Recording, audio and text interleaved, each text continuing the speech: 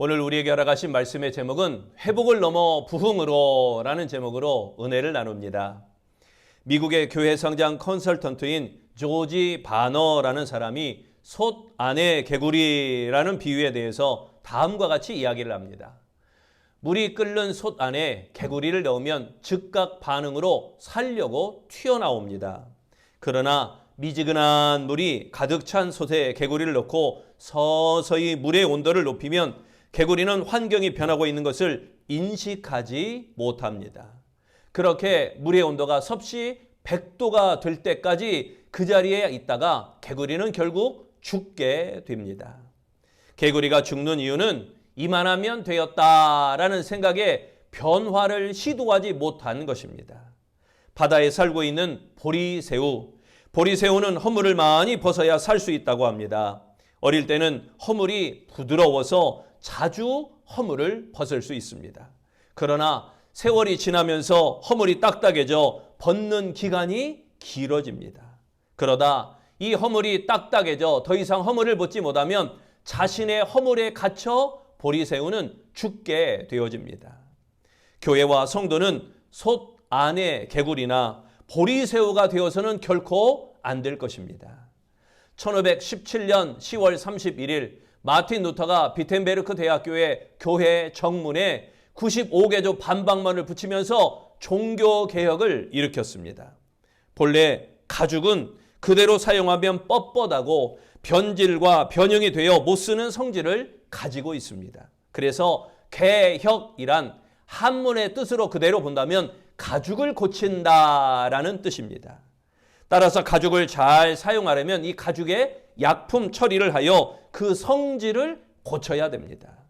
개혁은 남을 고치는 것이 아니라 자신을 고치라라는 의미인 것입니다. 그러므로 개혁은 설득하고 감동시켜 자발적인 참여를 통하여 변화를 이루어내는 것, 이것이 바로 개혁입니다. 그래서 개혁은 자발적으로 참여해야 됩니다. 내가 변해야 가정이 변하고, 내가 변해야 교회가 변하고, 내가 변해야 세상이 변하는 것입니다. 오늘 봉독한 느헤미야, 이 느헤미야서는 바벨론 70년 포로 생활을 마친 후 이스라엘에서 활동하던 선지자 느헤미야, 이 느헤미야 선지자의 기록입니다. 느헤미야가 고국에 돌아와 보니 모든 것이 다 허물어지고 모든 것이 다 황폐한 가운데 있었습니다. 한마디로 희망이 없었습니다. 하지만 이스라엘 백성은 좌절하지 않고 무너진 조국을 재건합니다. 그 시작을 신앙의 기틀을 세우는 종교개혁으로부터 단행하기 시작했습니다. 무너진 성전을 다시 세운 것이 우선이 아니었습니다. 무너진 집을 다시 일으켜 세우는 것이 우선이 아니었습니다. 느헤미야는 예스라를 통하여 율법서를 낭독하게 합니다. 이때 이스라엘 백성들이 다 모여 말씀을 듣고 변화됩니다. 이로 말미암아 개혁은 물론 부흥까지 이루게 되었던 것입니다. 부흥은 다시 사는 것입니다. 느헤미야를 통해 이루어진 개혁과 부흥의 모습을 살펴보면서 우리도 도전을 받아야 할 것입니다. 개혁은 더 편해지는 것이 아닙니다. 개혁은 교만하거나 방자하게 행하자, 이것이 아닙니다. 개혁하면서 변화되면서 불편하지만, 개혁하면서 변화되면서 내가 좀 불편하지만 이겨내야 하는 것입니다. 개혁은 더 희생하는 일입니다. 개혁은 더 헌신하는 일입니다. 개혁은 더 봉사하는 일입니다. 개혁은 더 충성하는 일입니다. 그러므로 개혁은 부흥을 가져오게 되는 것입니다. 부흥으로 이어지는 개혁이 이루어져야 될 줄로 믿습니다. 그렇다면 회복을 넘어 부흥으로 나아가려면 첫째, 하나님의 말씀을 깨달아야 합니다.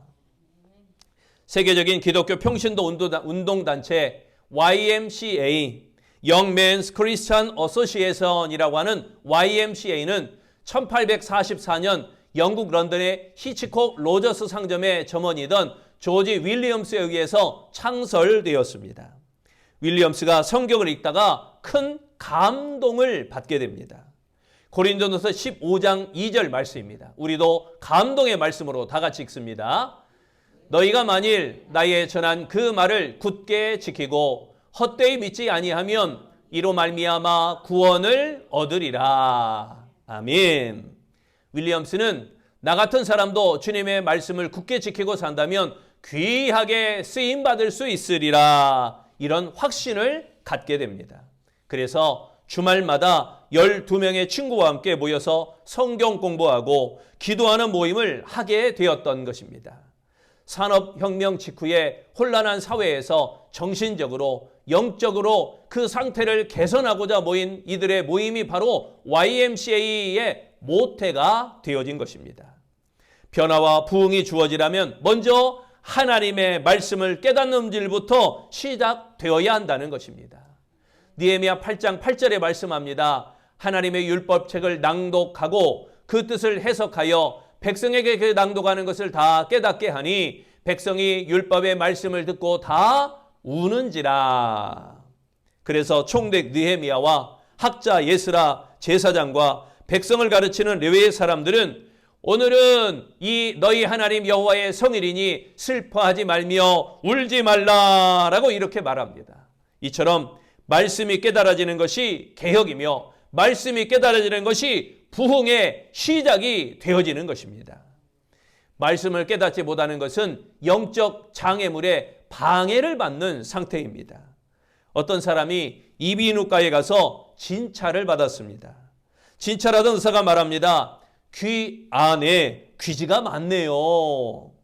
압력 펌프를 귀에 대고 이 귀지를 끄집어냈습니다. 깜짝하는 사이에 많은 귀지가 나옵니다. 의사가 말합니다. 이 지경이 되었는데도 잘 들리십니까? 이것이 계속 쌓이게 되면 굳어져서 청력을 잃게 됩니다. 여러분, 하나님의 말씀을 들어도 깨닫지 못하는 것은 무엇 때문일까요? 그것은 말씀을 깨닫지 못하게 하는 장애물이 많이 있기 때문입니다.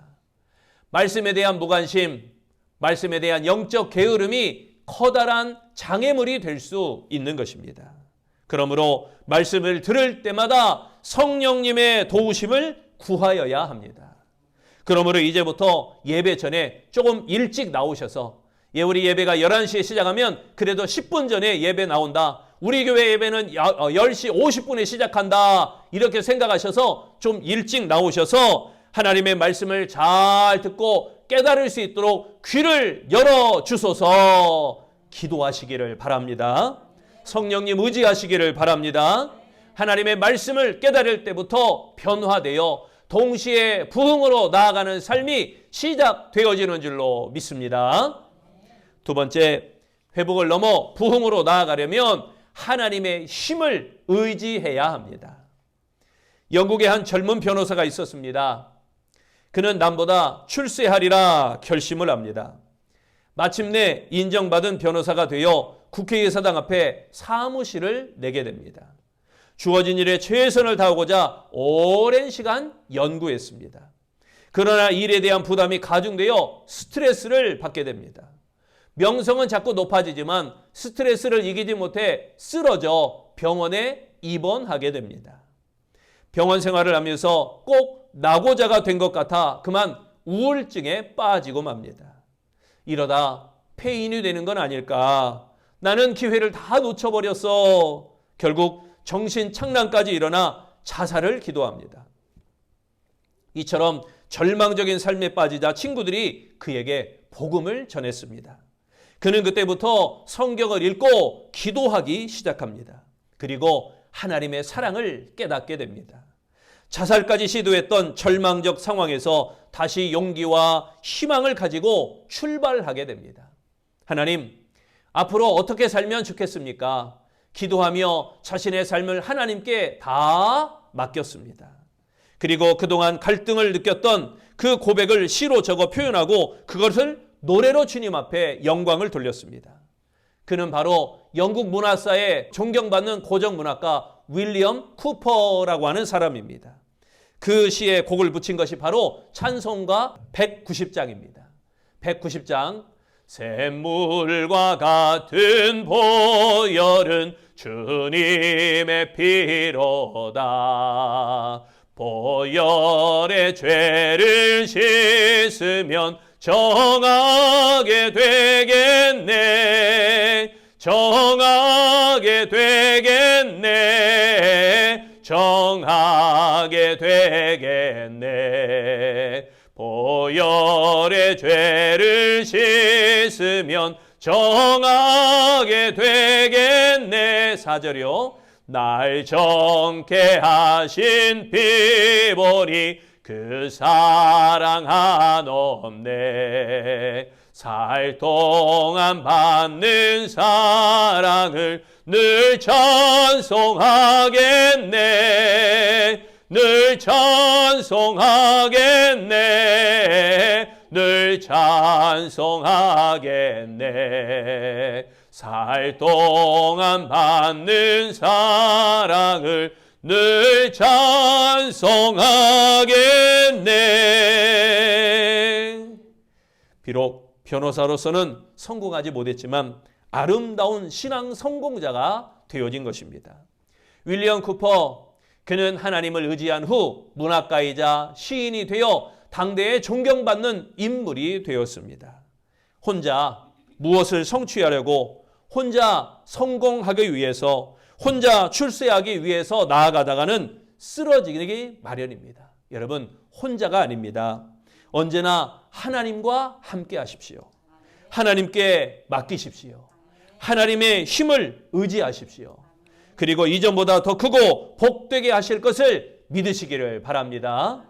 연약한 자라도 강하게 하신 하나님, 그 강하신 하나님께서 하나님께 연결되기만 하면 반드시 우리를 더 강하게 하실 줄로 믿습니다. 10절에 말씀합니다. 여호와로 인하여 기뻐하는 것이 너희의 힘이라. 하나님만이 나의 기쁨이요 하나님만이 나의 힘이라고 고백하는 믿음을 가지라라는 말씀입니다. 주로 말미암아 기뻐하고, 주로 말미암아 즐거워하고, 주로 말미암아 힘을 얻게 되는 것입니다. 우리 그리스도인의 힘은 돈이 아닙니다. 우리 그리스도인의 힘은 세상 성공이 아닙니다. 우리 그리스도인의 힘은 진급과 진학이 아닙니다. 우리 그리스도의 힘은 명예나 권력이나 그런 힘이 아닙니다. 부디 근심보다는 하나님의 힘만 의지하는 신앙으로 개혁을 이루어 부흥까지 이루어내는 아름다운 믿음의 사람들이 되시기를 축원합니다. 세 번째, 부흥을 넘어 회복을 넘어 부흥으로 나아가려면 하나님의 은혜로 살아야 합니다. 여러분 잘 아시는 헬렌 켈러는 3중 장애자입니다. 눈도 보이지 않고 귀도 들리지 않고 말도 할 수 없습니다. 이런 불행을 딛고 한평생을 살았습니다. 그러나 그녀는 귀중한 일을 많이 하였습니다. 말년에 어떤 기자가 이렇게 묻습니다. 이러한 육체적 고통과 함께 한평생을 살아왔는데 하나님을 원망해 본 적은 없습니까? 헬렌 켈러는 웃으며 대답합니다. 하나님께 받은 은혜를 헤아리며 감사할 시간도 부족한데 어찌 원망할 시간이 있겠습니까? 감사하고 그 은혜를 기뻐하는 것으로도 내게는 시간이 부족합니다. 그녀는 원망할 시간이 전혀 없다고 고백한 것입니다. 남들은 그녀를 불행하게 보았습니다. 그러나 그녀는 하나님의 은혜를 아는 사람입니다. 헬렌 켈러가 세상을 떠나는 마지막 순간, 마지막 언어가 바로 이것입니다. 나의 일생은 참으로 아름다웠다. 이렇게 말하며 눈을 감았다고 합니다. 하나님의 은혜로 살았던 행복한 사람 모습 아니겠습니까? 그녀의 은혜를 생각할 때 감사가 넘치고, 그녀는 은혜를 생각할 때 기쁨이 넘치고, 그녀는 은혜를 생각할 때 행복이 넘쳤던 것입니다. 10절을 다시 봅니다. 너희는 가서 살진 것을 먹고 단 것을 마시되 준비하지 못한 자에게는 나누어 주라. 은혜로 개혁이 이루어진 백성들은 크게 즐거워하며 크게 기뻐하고 오히려 나누어 주는 행동을 하게 됩니다. 섬기는 모습이지요. 12절을 봅니다. 모든 백성이 곧 가서 먹고 마시며 나누어지고 크게 즐거워하니 이는 그들이 그 읽어 들려준 말을 밝히 알미라. 그런데 이 모습이 억지로 된 모습이 아니었습니다. 자발적으로 이루어지는 행동이었기 때문에 기뻐하며 감사하였던 것입니다. 여러분, 은혜로 살기에 먹고 마시며 나누어지며 크게 즐거워했습니다. 우리 아름다운 성도들도 은혜로 살기 때문에 먹는 것이, 마시는 것이, 더욱 나누어 주는 것이 더 크고 즐거운 줄로 믿습니다. 실로 은혜 받은 자의 모습입니다. 은혜로 살게 되면 감사하며 기뻐합니다. 은혜로 살게 되면 나누고 헌신하게 됩니다. 은혜로 살게 되는 것, 곧 참된 개혁은 말씀이 명하는 대로 사는 은혜의 삶인 것입니다. 하나님이 기뻐하시는 일에 동참하기 위하여, 하나님의 마음에 합한 가정을 이루기 위하여, 하나님의 마음에 합한 일에 최선을 다하는 아름다운 모습 아니겠습니까? 하나님의 은혜로 살면서 순종하며 하나님께 인정받는 아름다운 성도 되시기를 축원합니다. 어느 비판적인 사람이 빌리 그레엄 목사님에게 말했습니다. 나는 부흥회를 그리 신뢰하지 않습니다. 그것의 효과는 일시적인 것뿐입니다. 그러자 빌리 그레엄 목사님이 대답합니다. 목욕도 일시적인 효과일 수밖에 없어요. 그렇기 때문에 자주 목욕하는 게 아니겠습니까? 사랑하는 성도 여러분, 하나님의 은혜 속에 살기를 원하신다면 날마다 개혁에 동참하여야 됩니다. 그 자리에 있다가는요, 그렇게 보리새우와 같이 깝깝한 겁질에 쌓여서 죽고 마는 것입니다. 물 안에 솥안에 갇힌 개구리처럼 밑에서는 불을 떼지만 나는 여기가 좋사오니 하다가 그대로 죽고 마는 것입니다. 변화되어야 됩니다. 개혁되어야 됩니다. 달라져야 됩니다. 새로워져야 됩니다. 그때 참된 개혁이 이루어지며 부흥을 이어지는 역사를 보게 되어질 것입니다. 이제 아니라고 나태한 생각으로 개혁을 두려워하지 말고 하나님의 말씀을 깨닫는 자리에, 할렐루야, 하나님의 힘을 얻는 자리에, 하나님의 은혜를 받는 자리에, 그 부흥의 자리에 항상 나아오시기를 바랍니다. 이제 말씀과 주님의 힘과 은혜로 회복을 넘어 부흥으로 나아가는 2024년을 이루시기를 축원합니다. 기도하겠습니다. 회복을 넘어 부흥을 허락하신 하나님, 우리 아름다운 성도들 개혁에 이루며 참된 부흥으로 나아가기를 소망합니다. 우리에게 부흥의 역사가, 부흥의 축복이, 부흥의 기적이 일어나게 하여 주시옵소서. 아니라고 나태한 생각을 접어두고 개혁을 두려워하지 아니하고 하나님의 말씀을 깨닫는 자리에, 하나님의 힘을 얻는 자리에, 하나님의 은혜 받는 자리에 열심을 다하 하나님의 부흥의 자리에 나오는 아름다운 성도 되게 하여 주옵소서. 예배 자리에 나오길 원합니다. 기도 자리에 나오길 원합니다. 전도 자리에 나오길 원합니다. 그로 말미암아 우리 아름다운 교회가 말씀과 힘과 은혜로 회복을 넘어 부흥으로 나아가는 2024년 되게 하여 주시옵소서. 나를 위하여 십자가에 못 박혀 돌아가신 예수 그리스도의 보혈의 그 사랑, 그 은혜, 그 놀라운 감사 까닭에 우리가 능치 못함이 없는 부흥의 백성이 되게 하여 주시옵소서. 예수님 이름으로 기도합니다. 아멘.